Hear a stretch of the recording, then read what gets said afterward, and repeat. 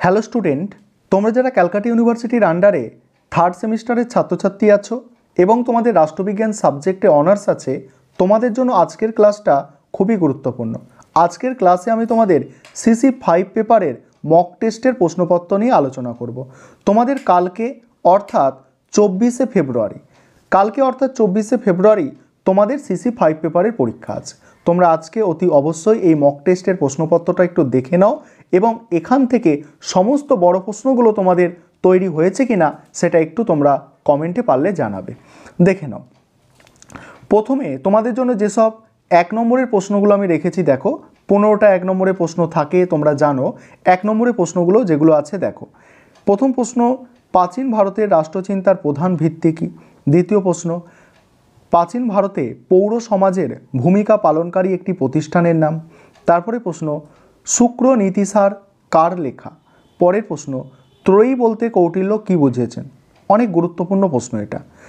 মধ্যযুগের রাষ্ট্রচিন্তার একটি বৈশিষ্ট্য লেখো। পরের প্রশ্ন, আবুল ফজল কার সভায় সভাকবি ছিলেন? নেক্সট প্রশ্ন আছে, খালিসা কি? পরের প্রশ্ন, কবিরের অর্থ কী? গুরুত্বপূর্ণ প্রশ্ন। সংবাদ উল মুতাখেরিন এর সম্পাদক কে ছিলেন?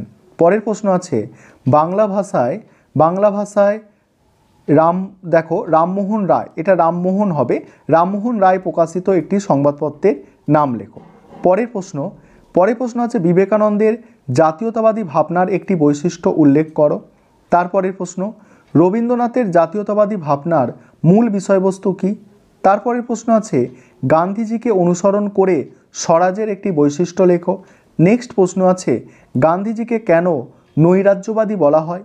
পরের প্রশ্ন, সত্যাগ্রহ কথার অর্থ কী? এবারে দেখো মডিউল 1 থেকে 10 নম্বরের যে দুটো প্রশ্ন আমি রেখেছি তোমরা দেখে নাও। 1 নম্বর প্রশ্ন হচ্ছে সমন্বয়বাদের ওপর টিকা একটা।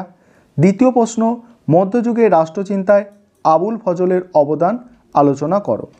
তারপরে দেখো, পরের প্রশ্ন আলোচনা করব। তার আগে যে বিষয়টা তোমাদের বলার আছে, যে তোমাদের জন্য কিন্তু অনলাইন কোচিং ক্লাস চলছে। তোমরা যদি কেউ অ্যাডমিশন নিতে চাও তাহলে এই নম্বরে যোগাযোগ করতে পারো, 9123005218।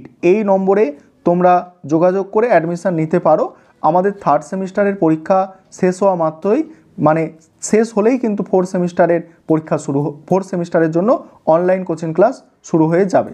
ঠিক আছে, এখনও ক্লাস আমাদের চলছে, তোমরা যারা অ্যাডমিশন নিতে ইচ্ছুক যোগাযোগ করবে।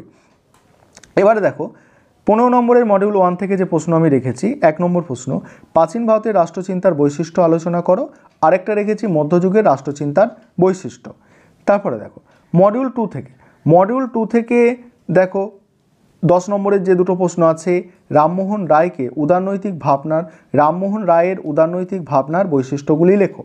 পরের প্রশ্ন আছে, বিবেকানন্দের জাতীয়তাবাদী ভাবনার ওপর একটি টিকা লেখো।